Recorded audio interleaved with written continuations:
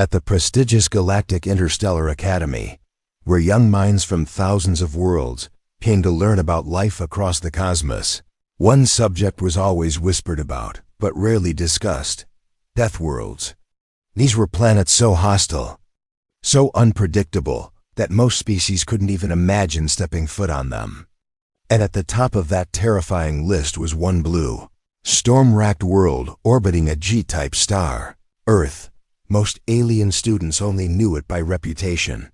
A place where the air itself could burn your lungs, where beasts hunted with intelligence, and the weather could level cities overnight. So when the Academy's Xeno-Environmental Studies program announced a full-spectrum educational dive into Earth's biology, climate, and history, many were intrigued, but few were prepared. What started as an academic exercise soon became something else entirely: a humbling revelation. They would learn that humans didn't just survive chaos, they were forged by it. And with every new discovery, one truth became impossible to ignore: Earth wasn't dangerous in spite of its life. It was dangerous because of it. Alien students learn why Earth is called a death world. Arrival at the Galactic Academy located on a neutral moon orbiting the gas giant Chevron 9. The Galactic Interstellar Academy was a masterpiece of civilization. Species from every corner of the Milky Way enrolled there. Crystalline beings from the ice worlds of Eltheria, avian philosophers from the floating cities of Renthara, and even methane-breathing thinkers from the red clouds of Peltu. These students, chosen from among their kind's brightest, gathered in peace to study xenobiology, diplomacy, history, and the marvels of planetary science. Among them was Jurak, a young Vorton with translucent skin and neural appendages that flickered with color as he processed data. He had aced every planetary science exam and knew the surface gravity, atmospheric composition, and geological age of over 300 habitable worlds. But even he paused when he saw the course title on his schedule: Xenoterrestrial Case Study, Earth. The room buzzed with hushed tones. Earth, the infamous death world. Earth's reputation wasn't just legend. It was data-driven fear. The Galactic Catalog of Habitable Systems listed Earth as Class 12 violent, a place where predators outnumbered prey. Atmospheric instability was considered frequent, and flora was sometimes as deadly as fauna. Despite this, Earth had not only produced intelligent life, but had achieved interstellar travel within a few centuries of discovering electricity. That contradiction alone made Earth a perfect case study.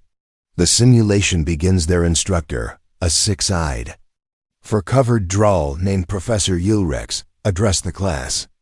"Today," he rumbled, "you will undergo a full sensory simulation of Earth's biosphere, climate systems, and socio-cultural evolution. You must not underestimate the psychological intensity of this lesson. Earth is not a war zone. It is not a prison colony. It is far more dangerous than both, because it is normal to the humans." The students were fitted with neural adapters that projected Earth-like conditions directly into their minds. The simulation began in what humans called a temperate rainforest, a lush green environment dripping with rain, full of strange calls from unseen animals. Jurak flinched as a buzzing insect landed on his simulated skin and bit deep. It wasn't just pain, it was venom. "Is that normal?" he asked. Professor Yilrex nodded. "That is a mosquito. Relatively harmless. The humans tolerate thousands of such species." Biology of pain. As the simulation progressed, the students encountered more of Earth's native species. The predator known as the saltwater crocodile emerged from a swamp, its jaws strong enough to crush bone. In the forests, apex predators like tigers, wolves, and bears moved with frightening stealth and coordination. Even herbivores like elephants and hippos were dangerously territorial. What struck the alien students most, however, was the resilience of Earth's life. Diseases mutated rapidly. Parasites evolved to target the brain, liver, and bloodstream. Even the bacteria could survive antiseptic chemicals. On most worlds, life adapted to balance. On Earth, It evolved to dominate and consume. Every organism fought for energy, and the humans had emerged as the most dominant of all. Humans did not evolve despite Earth, Professor Ulrichs explained. They evolved because of it. Earth's unforgiving climate. The next lesson brought the class into Earth's climate history. They witnessed violent hurricanes over the Atlantic, tornadoes flattening towns in the Midwest, and earthquakes cracking cities apart along the Pacific. Ring of Fire. No student reacted calmly to the volcanic eruption that recreated the devastation of Mount Vesuvius. In one simulation, Jurek watched an entire coastline vanish under a tsunami. Why wouldn't they leave such a planet? Asked a wide-eyed Tillen student. Because they adapted, Ulrichs replied. Unlike most sentients, humans build to withstand the elements. They don't abandon land, they reinforce it. Their cities are designed with concrete and steel. They invented predictive weather systems, storm shelters, and earthquake-resistant architecture. Human culture and mindset. Then came the part the aliens found hardest to understand: human psychology.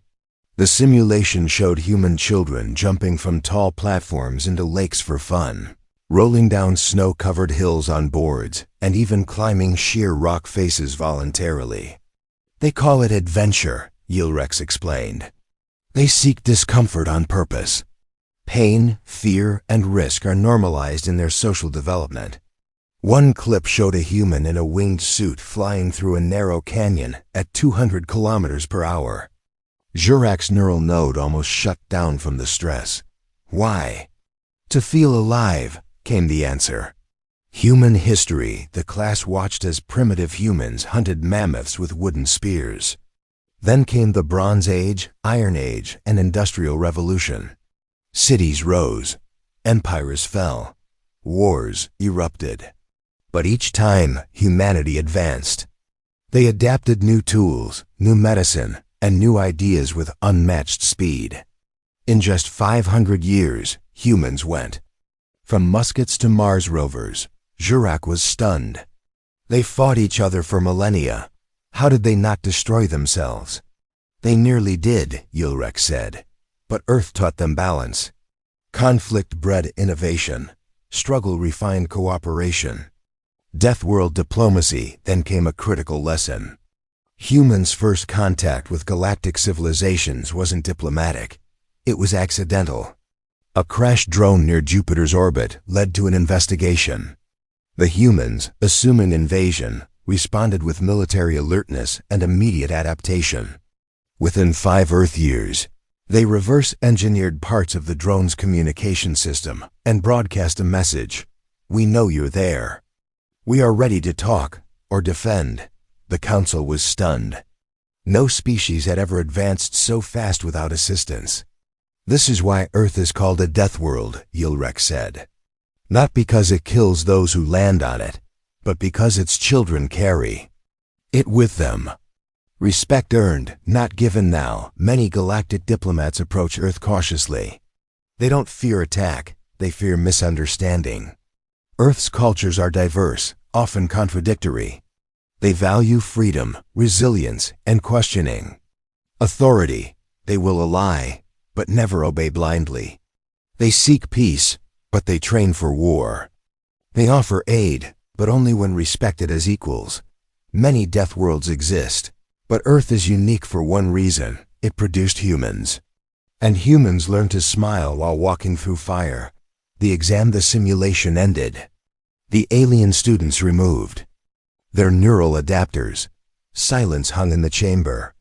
"You have seen the truth," said Ulrichs. "Now your final exam is simple. In one word, describe humanity." The crystalline Eltherian said, "Adaptive." The Tillen replied, "Terrifying." Jurek stood and said, "Inevitably ... dominant." Ulrichs nodded. Class dismissed. Weeks later, Jurek was invited to a diplomatic exchange aboard an Earth orbital station. As he stepped through the airlock, a human diplomat smiled and extended a hand. "Welcome to humanity," she said. "Don't worry, we don't bite." "Well, most of us," Jurak smiled nervously and shook her hand. Behind her, Earth loomed large through the viewport, swirling with storms, oceans, and light. It was beautiful and terrifying and alive. And now, he understood why they called it a death world. Inside the human mind, while the neural simulation was over, curiosity lingered. Some students, Jurak included, voluntarily signed up for a deeper elective, human cognitive patterns and emotional response mechanisms.